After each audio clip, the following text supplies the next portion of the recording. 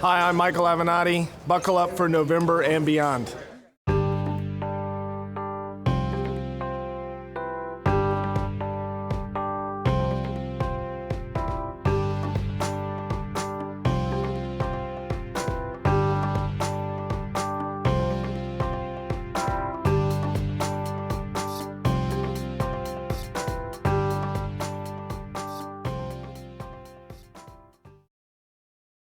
Hi, I'm Dave Kirkpatrick. Welcome to November and Beyond Special Edition.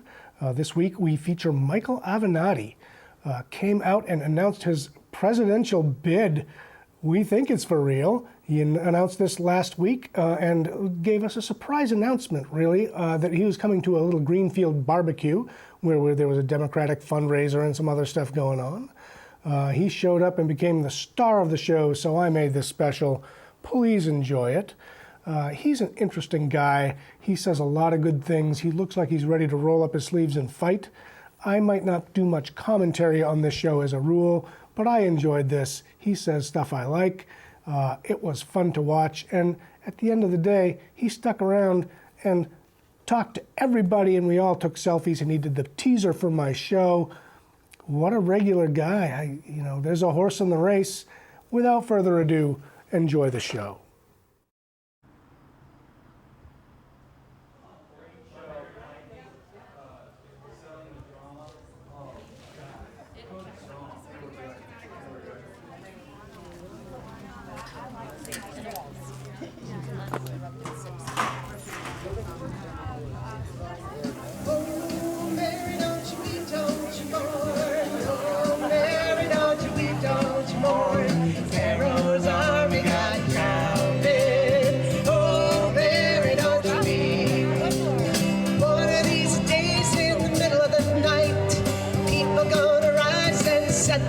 Right, Pharaoh's army got drowned.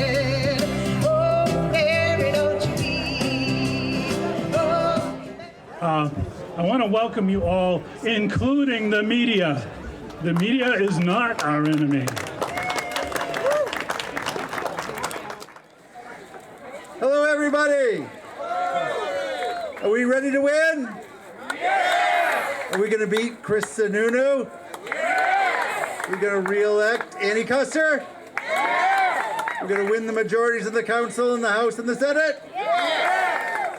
Are we enjoying the first nice day we've had in 6 months? Yeah!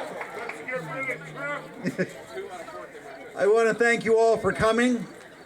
Supporting the county Democrats is the most effective way you can utilize your money in helping elect Democrats in 2018. This is all about the grassroots. We need you to volunteer.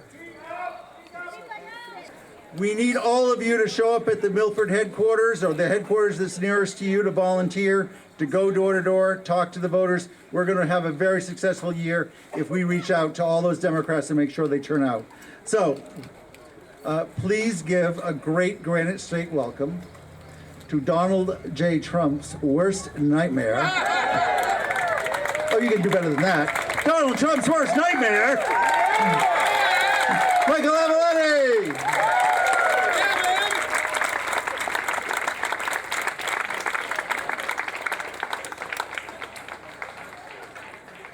It is great to be back here in New Hampshire today on this beautiful day, and I want to thank Ray and Roger for hosting this event in this incredible venue. It's unbelievably picturesque, and it is a sincere honor for me to be here back in the state of New Hampshire. Thank you.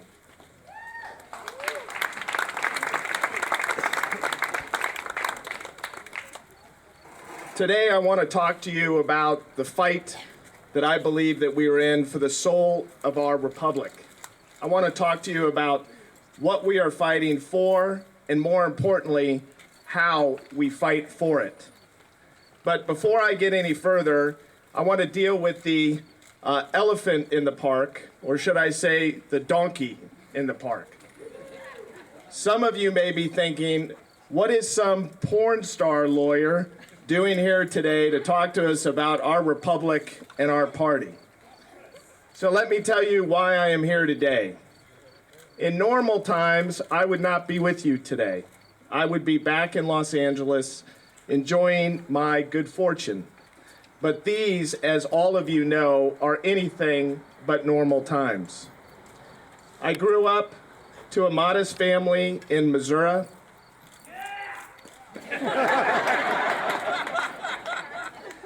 When I was 12 years of age, I started working a variety of jobs. I mowed lawns in the summer for our neighbors, and in the winter, I shoveled their snow. I worked a variety of part-time jobs. I worked at McDonald's. I worked at Marshall's. My parents taught me at a young age the value of a hard day's work. Let's be clear. I wasn't born with a silver spoon in my mouth, and no, we never had a gold toilet in our house. And in 1989, I witnessed my father, who had worked for a company for 31 years and moved his family 4 or 5 times, I witnessed him come home and announce that he had lost his job. Why? Because the company had decided that it was cheaper to replace him with someone younger. These are not normal times.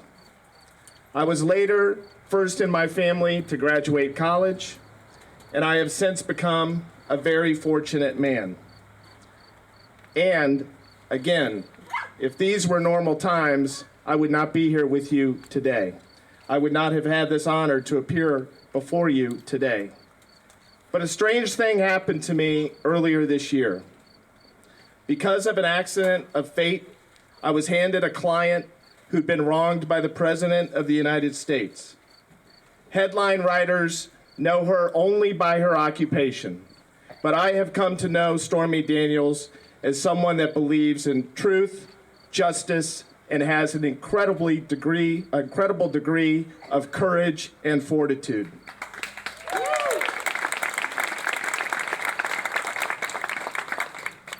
And in the course of our fight for justice for Stormy, something remarkable happened. Americans of all walks of life reached out their hands to us and began to provide us with information.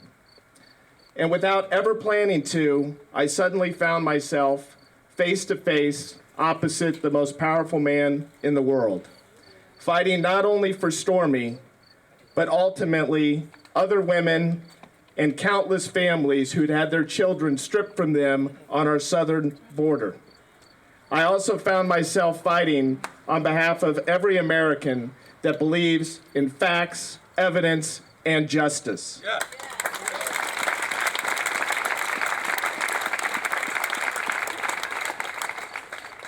Now, I am not exactly a stranger to politics.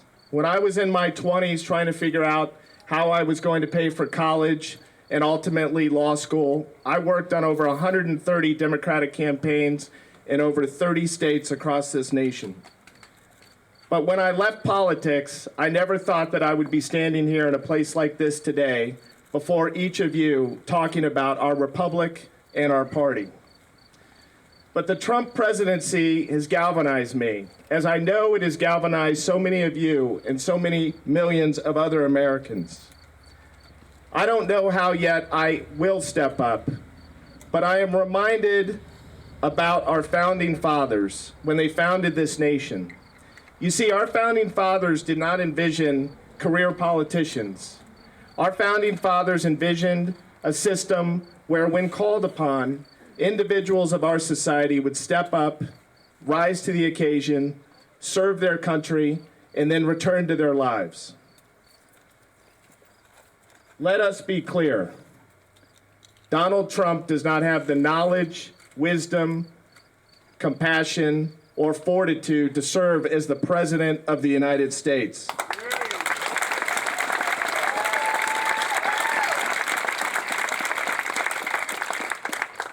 There was a time when I thought that the office would change the man, but unfortunately we now know that the man is changing the office, and this must end.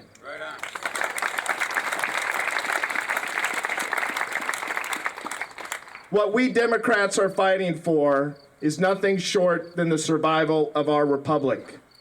We are fighting for the ideals that made America, America.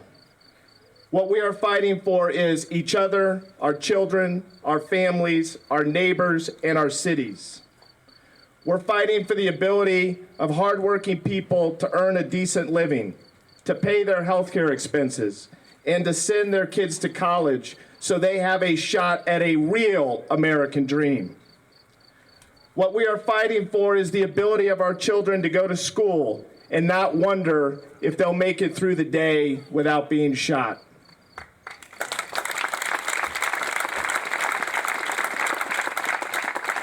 What we are fighting for is Roe versus Wade. Equality, women's rights, transgender rights, and gay rights. That is what we are fighting for.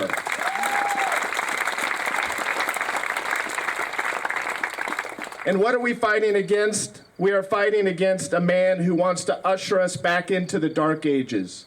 A man that wants more pollution, more disregard for the downtrodden and those with disabilities, more disregard for women and minorities, and more billions for billionaires. A man who, if reelected, will put our Supreme Court at 7-2 in favor of the strong over the weak, in favor of corporations over people, and in favor of old men with ideas about women's bodies versus women themselves.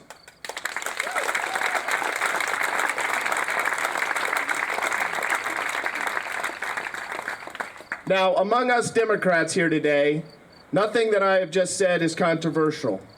We are more united than not on the question of what we are fighting for.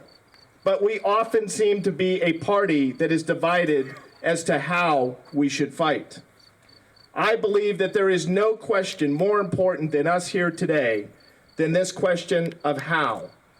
Because this president, no matter how corrupt or cruel he is, he knows how to fight. He may be the worst president this nation has ever known, but he also beat 17 opponents, many of whom were experienced, many of whom were smart, many of whom were very well qualified, and many of whom told us how bad he would be. How did he accomplish this? Because he knows how to fight. He is a fighter. What I fear most for this Democratic Party that I love so much is that we have a tendency to bring nail clippers to a gunfight.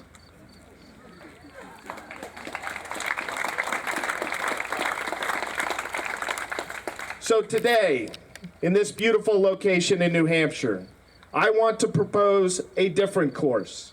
I believe that our party, the Democratic Party, must be a party that fights fire with fire. I believe we cannot be the party of turning the other cheek. I believe that we must be the party of marshaling the law and the government to bring those who hit that cheek to justice.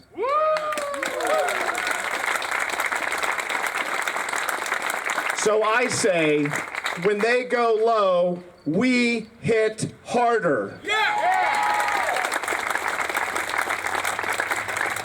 Now, I know that there may be a number of you here today that disagree with me. You may say that the answer to Donald Trump is to be the exact opposite of Donald Trump. Be noble, be kind, be classy. And I am for all of those things. But today, with our nation under an unprecedented attack by a con man who only fights for himself and degrades the vulnerable and those that we must protect the most, I ask you whether those that we fight for can afford our gentleness. There is no question that we are the party of love in America. Of loving thy neighbor, of loving whomever you want to love, of policies that extend a loving hand to those that find themselves without a job or in a place of weakness. We are the party of love. But what I believe is when you are the party of love and when you are fighting on behalf of those that depend on us, you cannot afford to fight lovingly. If you want peace, prepare for war, the old Latin saying goes. And in that spirit, I say, if we want a more inclusive, tolerant, compassionate, welcoming, gracious, and kind America, we must be willing to do battle to achieve it. If we want the American dream for ourselves, our families, our children, each other, and our cities, we must leave it on the field every day, and we must be willing to fight for it.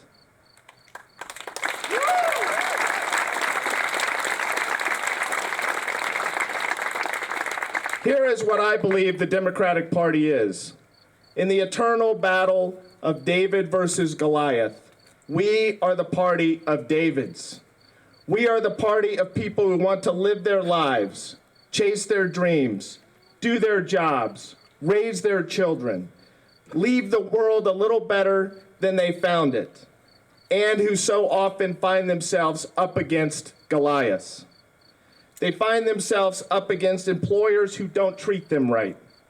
They find themselves up against an economy rigged to take the profits and the froth at the top and give it to a chosen few.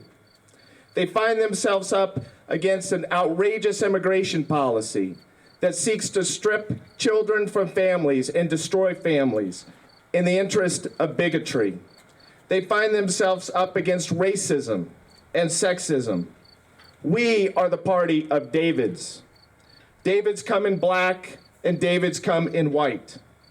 Davids are Asian and Latino and Arab. Davids speak Spanish and Davids speak English.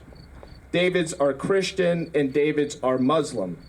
Davids are men and Davids are women, and Davids are gay and Davids are straight.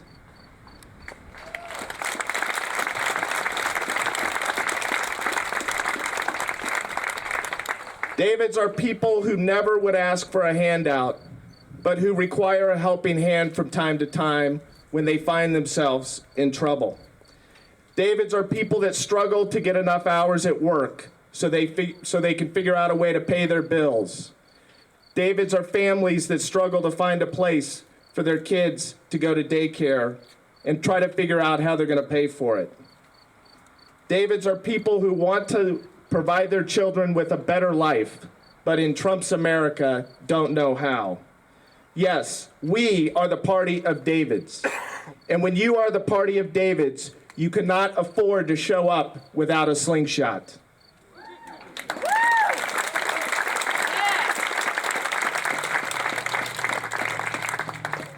You know, we trial lawyers get a bad name, and many of us, frankly, deserve it. But I can stand here today and tell you that I am not just some TV lawyer. I have fought on behalf of Davids for nearly 20 years in my career. For those years, I've represented people who have found themselves on the wrong side of power. I've battled con men and fraudsters and corporations that hurt people simply because they thought they could get away with it. I have fought on behalf of Jewish families who learned that the remains of their loved ones had been scattered in a mass grave because the publicly traded cemetery company wanted to make more money. Many of my clients survived the Holocaust only to end up in a mass grave on U.S. soil. I have fought on behalf of first responders and doctors and nurses who risked their life treating those with Ebola and HIV and other deadly diseases, and relied on surgical equipment that they understood to be safe because the company that made that equipment didn't tell them a secret. And the secret was they had moved the manufacturing to Honduras in order to save money, and that the surgical equipment was defective. Thus, doctors and nurses and first responders were risking their lives day in and day out. And most recently, I have fought on behalf of dozens of families who appeared on our southern border in search of a better life for them and their kids, only to run up against the ultimate Goliath, Donald Trump, who wanted to send a message to the world: don't come to America, because if you do, we will take your children from you, you may never see them again, and we will destroy your family. This is not our America.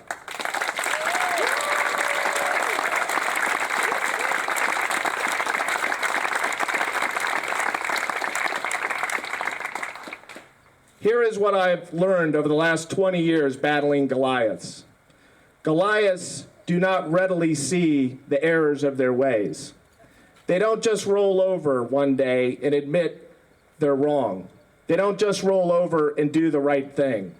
No, when you're battling Goliaths, you have to fight every day and you have to bring them to justice. There is no other way when you are battling Goliaths like Donald Trump.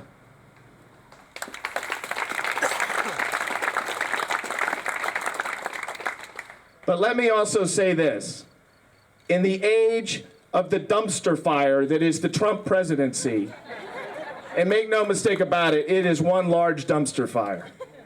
We cannot afford as a party simply to fight against. We must also fight for Davids.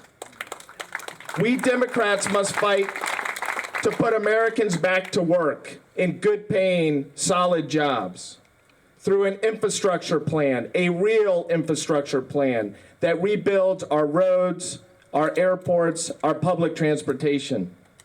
We must fight to make college affordable for every American.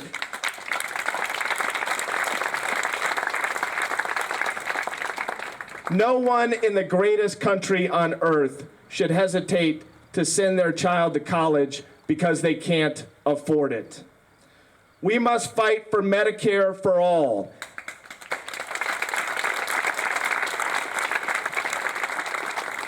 Our men and women in the military do not leave a fallen soldier behind on the battlefield, and when one of our own experiences health care problems, we should not leave them behind either.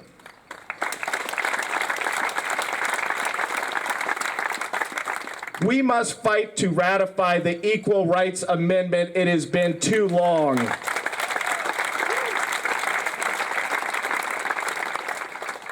We must fight for sensible gun control in America. We should never have another school shooting on U.S. soil.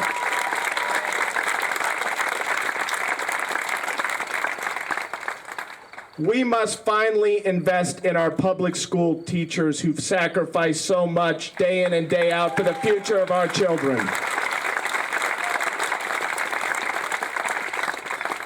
And we must fight to secure our border while at the same time honoring the values and principles that founded this country and paying homage to people like my great-grandfather who came to America in search of a better life.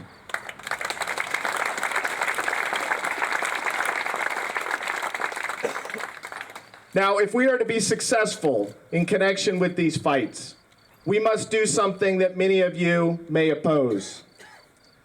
We must figure out a way to welcome some of the voters that voted for Donald Trump home. Do I believe they were wrong in 2016? Absolutely. Do I believe that their choice hurt millions of Americans and put our children at risk? Absolutely. Do I believe their choice resulted in significant disrespect abroad for this country? Absolutely. But we must believe, we must figure out a way to bring them home if we are to be successful in each of our fights. I am concerned that if we shame them, if we make them wrong, we may lose them forever. So today, let me propose a different way of thinking about some of these voters. Let me suggest that for our own sake above all, because we need and we must win, that we think of them not as evildoers, but as victims of a great con.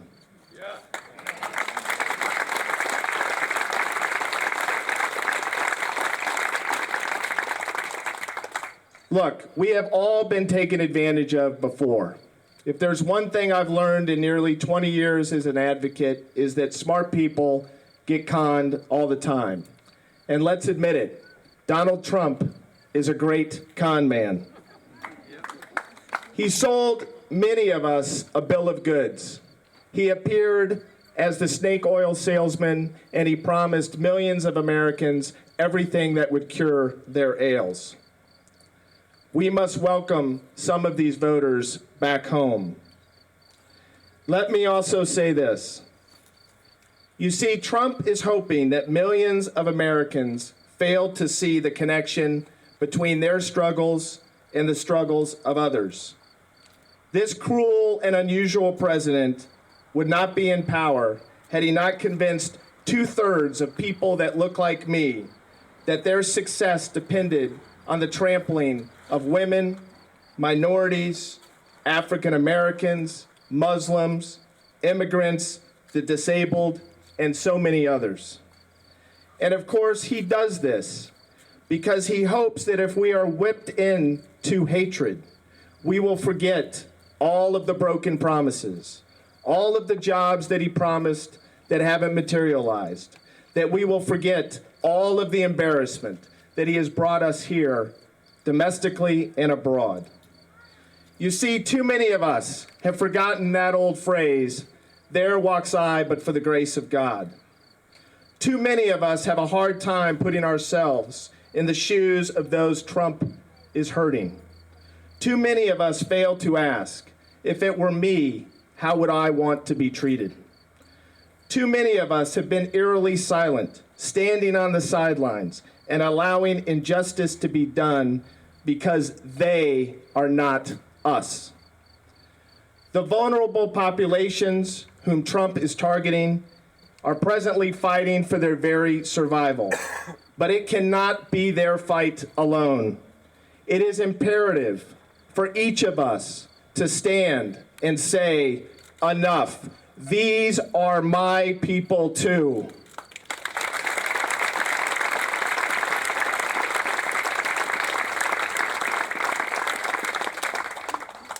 If we Americans can stand and say this, and say it loudly, if all who have forgotten that phrase, "There but for the grace of God go I," can remember that truth, if we can muster the will to fight, we can defeat President Trump's unusual cruelty. We can and will make the American dream real again. We will make America gracious again.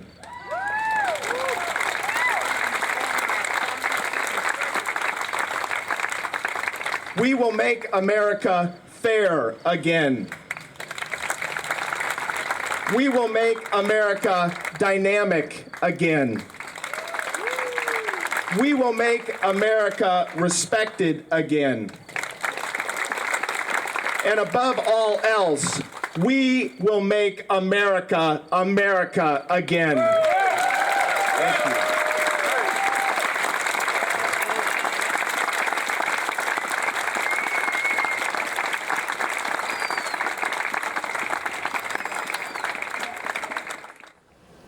So there you go. Thanks for watching this special edition of November and Beyond. As you can see, sometimes we go all out for you, and sometimes, well, we're always going to get you something that's interesting to watch. You may have heard bits and pieces from Michael Avenati on the news, which is feverishly covering somebody's tweets most of the time. So there you go. There's the full bucket. There's the speech. You heard it. Share it. Enjoy it. Curse it. Do what you want with it. Finally, this special edition of this show, we have a full 90-minute version of November and Beyond. It airs Thursdays at 7:30, features local politics, events, speakers, all things that are focused on us moving together to make a brighter future for all. I hope you'll join me Thursdays at 7:30 for November and Beyond.